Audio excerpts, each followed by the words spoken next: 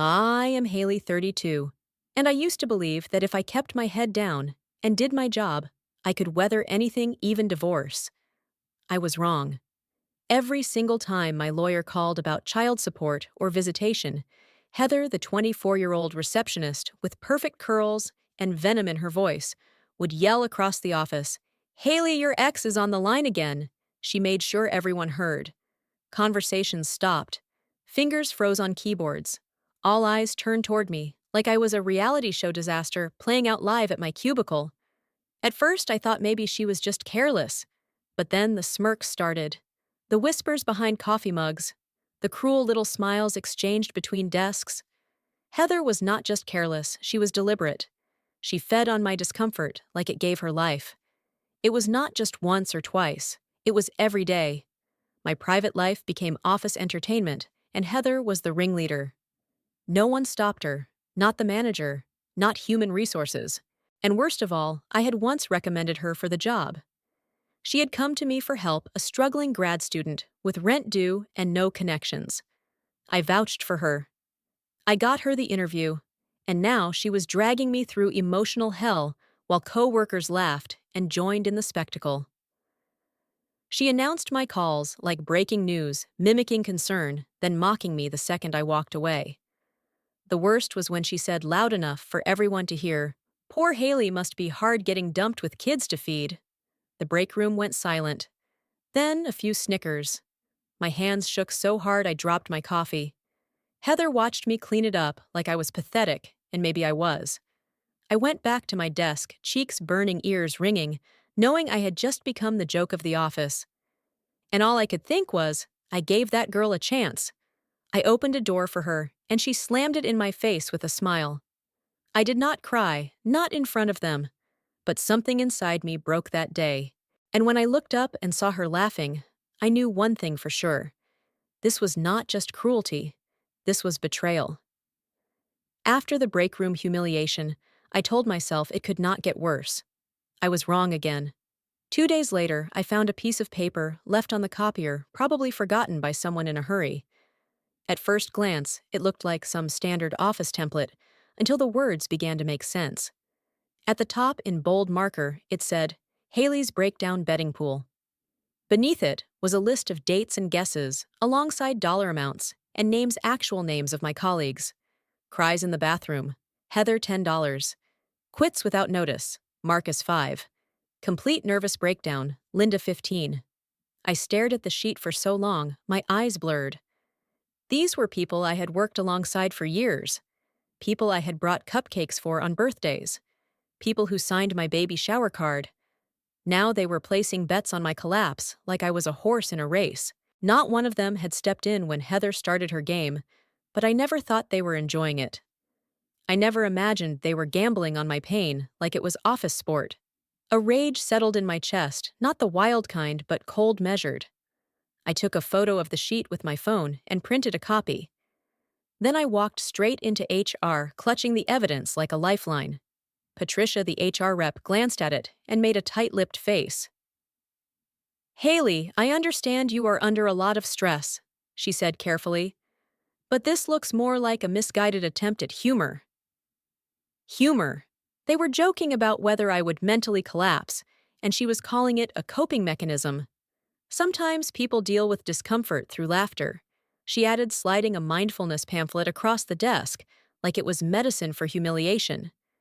That was the moment I knew no one was coming to save me. Not management. Not HR. Not even the people I thought were my friends. I walked out of that office and back to my desk with a single blinding thought. If they wanted a breakdown, they would not get it. They would get something else entirely. And it would start with Heather. She wanted a show. I would give her one. But this time, I would write the script. If this made your blood boil, comment below what you would have done. Subscribe to the channel. Your support fuels these stories. ChatGPT G Noi. I sat at my desk after the HR meeting, holding that ridiculous mindfulness pamphlet in my hand like it was some kind of cruel joke. The betting pool photo was tucked inside my drawer, not because I wanted to forget it, but because I knew I would need it. I felt stripped bare, no protection, no allies, no rules. just an office full of snakes in polite button-ups sipping coffee while they waited for me to crack. I did not cry. I did not scream. But a new part of me woke up in that moment, a part that was tired of being the victim. If Heather wanted drama, I would give her a finale she would never forget, but it would be on my terms. That night in the dim light of my nearly empty apartment, I scrolled through my contacts until I found one name that made me pause: Mel Rodriguez. We had not spoken in years. Mel had been my college roommate, a tech genius, with a mischievous streak, the kind of person who could hack a vending machine for free snacks just to prove she could. She once told me that code and chaos were her two languages. I hesitated for maybe a second before texting "need help," something wild. "You still good with computers?" 3 minutes later, she called. "Hailey, what are you plotting at midnight?" Her voice was exactly the same, warm, wicked, and just what I needed. I told her everything. Every announcement Heather made. The betting pool. HR's cold dismissal. My voice shook at first, but Mel listened without interrupting, occasionally, letting out sharp little gasps or muttered curses under her breath. When I finally stopped talking, the silence stretched. Then she said flatly, "That woman is a psychopath. You are under siege." I let out a laugh that sounded too much like a sob. "I just want her to feel what I felt." "Then we level the field," Mel said. "Tell me what she wants more than anything." That question changed everything. I told her about Heather's constant name-dropping, her obsession with status and networking events, how she kept saying she was too good for reception. "So she is ambitious and image-obsessed." "Perfect," Mel said. By the next morning, we were plotting revenge like it was a business plan. Mel called it Project Swan Dive, because Heather would leap at it thinking she was flying, never knowing there was no water below. The plan was bold, risky, and deeply satisfying. If Heather wanted out of this job so badly, we would give her an exit so tempting she would not think twice. All we needed to do was build a dream just believable enough for her to fall into. That was how River and Wallace Capital was born, not as a company, but as a mirror. One that would reflect every lie, every smirk, every humiliating whisper she ever threw at me. And when she looked into it, she would finally see herself not the polished, perfect queen of the office, but the snake coiled behind the front desk, ready to strike. Only this time, I would strike first. Mel worked like a woman possessed. By noon, that same day, she had already registered the domain name riverandwallace.com, secured a virtual office suite in a prestigious downtown building, and drafted a sleek corporate website that screamed wealth and legitimacy. Watching her move was like watching a magician who swapped spells for HTML and quiet vengeance. She pored over stock photos, selecting images of diverse professionals in expensive suits, shaking hands in glass-walled boardrooms. She curated color palettes that whispered authority and prestige. When I asked how she was doing it all so fast, she just smirked. "I have spent 12 years building real companies. This is just one built for a specific kind of fall." I could barely believe what I was seeing. By that evening, River and Wallace Capital was alive online, complete with a mission statement about serving high-net-worth clients, professional email addresses, and an active LinkedIn page featuring Janet Morrison, our fictional senior HR director. Janet had a full work history, glowing recommendations, and a smiling headshot of a woman Mel licensed from a stock photo site. The trap was almost too beautiful. The pièce de résistance was the job posting Executive Client Relations Manager. Salary $90,000 to $95,000 annually, plus performance bonuses. Responsibilities: liaise with elite clients, uphold confidentiality, present professionally under pressure. It read like it was tailored to Heather's personal fantasy, down to the mention of attending high-profile networking events. "She is going to trip over herself to apply," I said, still stunned by the precision of the plan. Mel only nodded.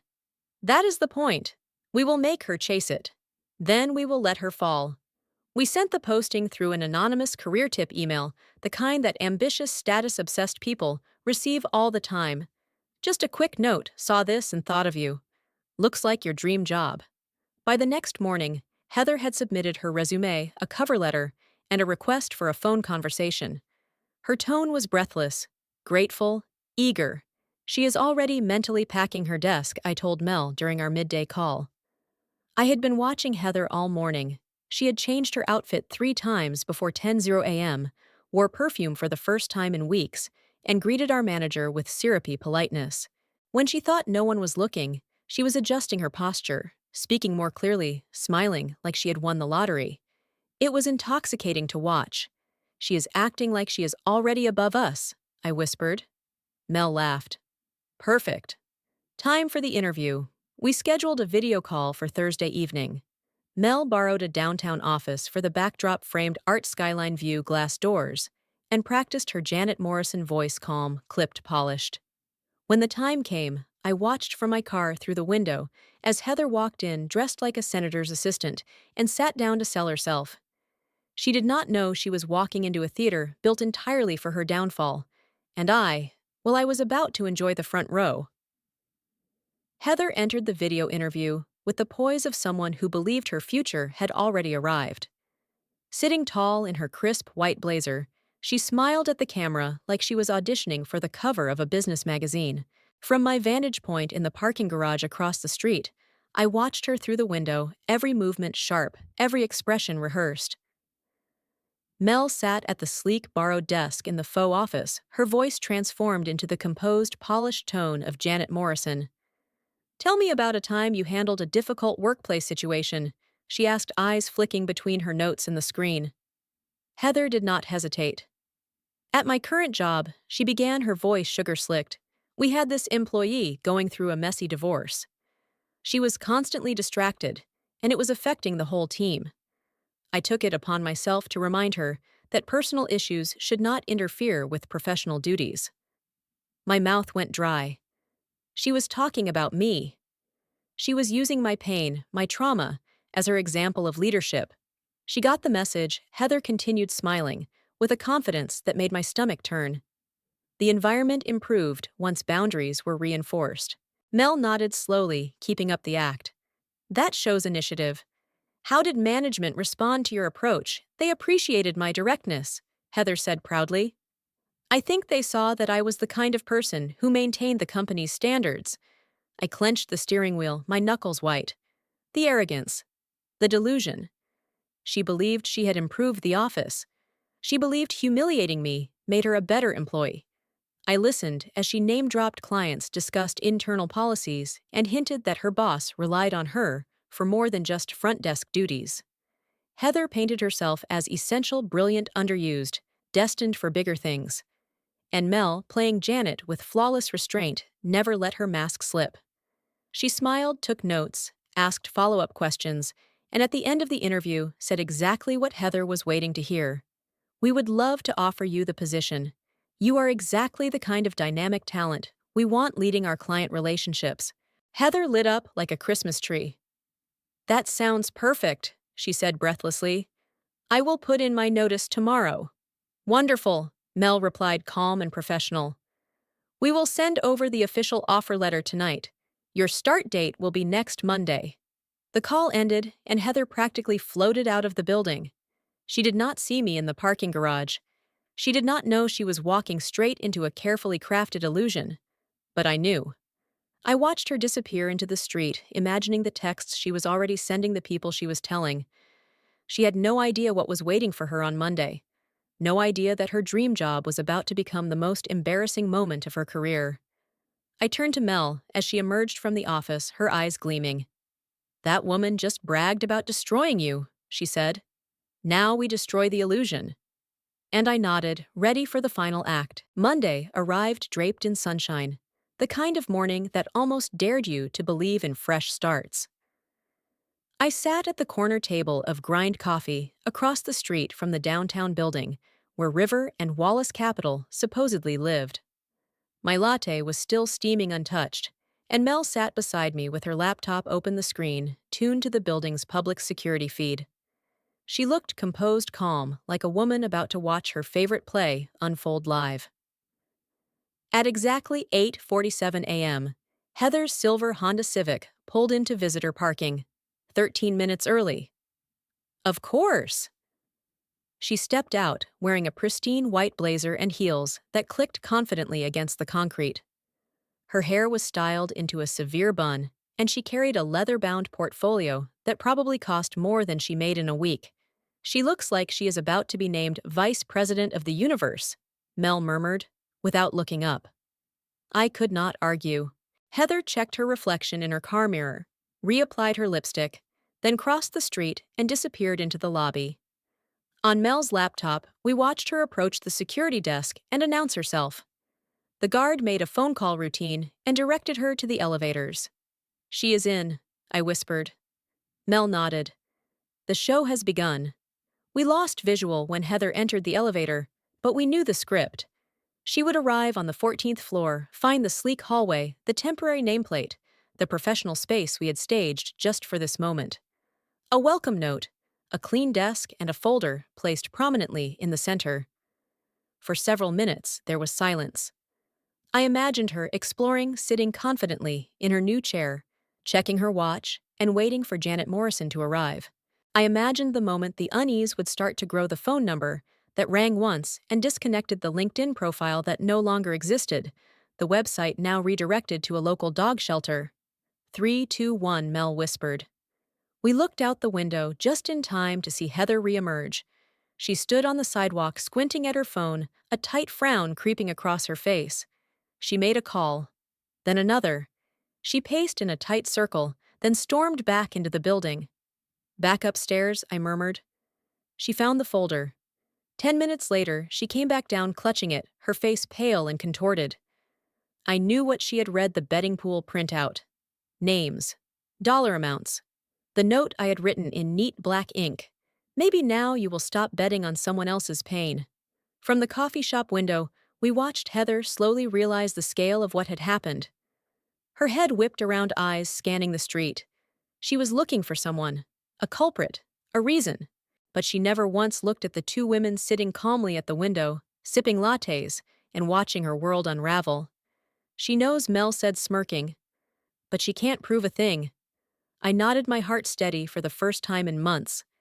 It was not just about revenge anymore. It was about power reclaimed. And Heather had just learned that illusions cut both ways. By the time Heather's car pulled away from the building, her expression was a portrait of disbelief, confusion, and something else, humiliation she could not quite explain. She had not been fired. She had not been publicly called out. No one had screamed. But somehow she had lost. Completely. And there was no one she could complain to without sounding unstable. Mel closed her laptop with a satisfying snap. "She will spend weeks obsessing over this," she said. "Maybe months." I nodded, but my mind was already shifting. I had gotten what I came for, revenge that landed like a quiet thunderclap, but the aftermath was revealing something deeper. When I returned to the office the next morning, everything felt different, lighter.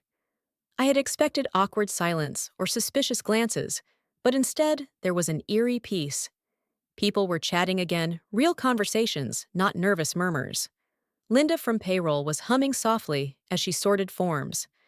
Marcus from IT had taken off his headphones and was talking to Jenny about weekend plans. Even Mr. Henderson looked slightly taller, as if a hidden weight had been lifted from his shoulders. Heather's absence was like cracking a window open in a stale room. The air was breathable again. That Thursday, Marcus hovered near my desk, fidgeting with a USB cable. "Hey, Hailey," he said barely above a whisper. I wanted to say, "I knew what she was doing. I saw the calls. The way she talked to you. I should have spoken up." I turned from my screen, surprised. Marcus and I had always been friendly, but never personal. He looked genuinely ashamed. "We all saw it." He continued, his voice thick with regret. "And we let it happen. I was a coward. We were all cowards. I wanted to dismiss it, say it was fine, that it did not matter. But it did." I looked at him and said, "Thank you. That means more than you know." His honesty cracked something open. Over the next few days, more people approached me, Angela from customer service, Jenny from accounting, even Linda. They told me stories of their own humiliations at Heather's hands. Little things that had seemed personal at the time, but were now part of a larger pattern. Heather had not just targeted me, she had poisoned the culture. I began collecting these conversations, jotting down notes, compiling emails and details. Not for revenge, for something bigger. I wrote a 15-page anonymous report and submitted it to both HR and our regional manager. I included everything: the betting pool witness statements, medical records, performance reviews, screenshots. This was not an act of bitterness. It was a declaration, a demand for change. Patricia from HR began calling private meetings. Slowly, the company started to shift, not out of fear, but out of recognition. A month later, Mr. Henderson sent me an email.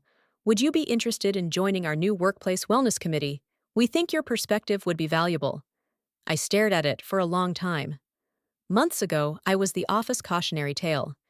Now they were asking for my voice. And this time, I intended to use it. Joining the Workplace Wellness Committee felt strange at first, like stepping into a role I never imagined for myself. I was used to being quiet, unseen, the woman who endured the drama, not the one rewriting the script. But each Tuesday at 3:00 p.m., I sat in a conference room that still faintly smelled of Heather's perfume and slowly began to take up space. There were 8 of us: managers, employees, even someone from legal, and our job was clear: rebuild the company's culture from the ground up. I came prepared. I spoke calmly, but with purpose.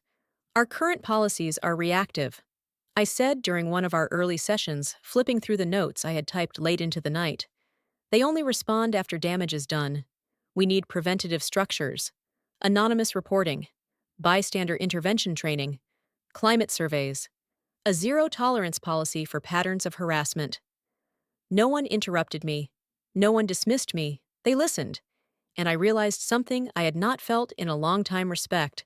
Dr. Rebecca Martinez, my therapist, helped me understand why this mattered so deeply. "You are not just recovering, Hailey," she told me during one of our Wednesday evening sessions. "You are transforming. This is not about Heather anymore. This is about reclaiming yourself." She was right. The revenge had cracked something open, but healing was what filled the space. Therapy became more than a coping tool. It was a map guiding me back to the parts of myself I had buried. I confronted hard questions. Why had I tolerated mistreatment for so long? Why did I feel responsible for everyone else's comfort, except my own? Dr. Martinez put it simply: "You made yourself small to survive." But survival is not the same as living. And slowly, I began to live. I stopped apologizing for taking up space. I said no to projects that dumped other people's responsibilities on my desk. I took real vacation days, no checking email, no guilt. I stopped pretending to be fine and started asking for what I needed.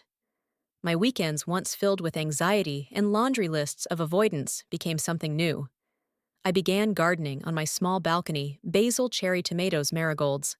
They bloomed in quiet defiance, thriving without performance, without judgment.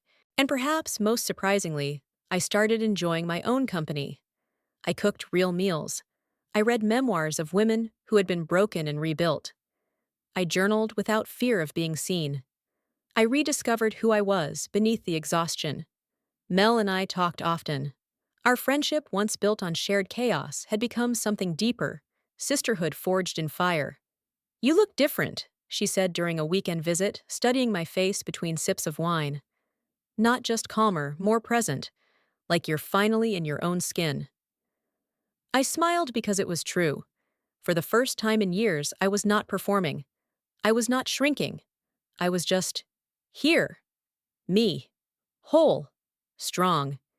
And perhaps most important of all, I was no longer living in reaction to Heather or anyone else. I was living for me. And I was just getting started. It did not hit me all at once. There was no triumphant epiphany, no cinematic swell of music. The final chapter of my transformation arrived quietly, like spring after a long winter. One moment, the air just felt different. I was reorganizing my desk drawer when I found it: the folded note I had placed in Heather's fake welcome packet, still smooth, still sharp in tone. "Maybe now you will stop betting on someone else's pain." I held it between my fingers, remembering the rage that had fueled its creation. But the woman who had written that note, she felt like someone I used to know, someone fierce, hurt, and clinging to power in the only way she knew how. I did not hate her. She had done what she needed to survive. But I realized standing there in the soft light of a Tuesday afternoon that I did not need her anymore. I refolded the note, not as a victory flag, but as a bookmark, a symbol of the turning point, the moment when I stopped being their joke and started becoming my own author. A month earlier, my divorce had finalized with the dull formality of closing a bank account. Tom and I shook hands in the parking lot outside our attorney's office, strangers with shared history. "I think we'll both be happier now," he said. And for once I believed him. I did not cry. I did not second guess. I simply got into my car, drove home to my quiet apartment, and opened the windows. The air smelled like freedom. Emma, my daughter, noticed too. One weekend, as we planted marigolds on the balcony, she looked up and said, "You seem happier now." Like really happy. Not fake happy. That observation pierced deeper than any insult Heather had ever thrown. Children know. They feel truth long before adults admit it. I smiled and nodded, pressing soil around a flower. "I think I am," I told her. "Sometimes things have to break before they can become better." My life now is simple but intentional. I no longer scan rooms for Heather's smirk or brace for whispers behind my back. My silence is not fear anymore, it is peace. My solitude is not loneliness, it is clarity. The old me was exhausted, constantly managing others' perceptions. The new me is free. Some days I still feel traces of the pain. A phrase, a look, a moment that echoes the past. But they are shadows now, not chains. And in their place is something solid, something earned, dignity, peace, and the knowledge that I did not just get even, I got better. I do not know what happened to Heather, and honestly, I do not need to. She became irrelevant the moment I stopped living in her shadow. If this story moved you or reminded you of your own journey, share your thoughts in the comments and subscribe for more true stories of strength, healing, and quiet revenge. Your voice helps bring these stories to life. What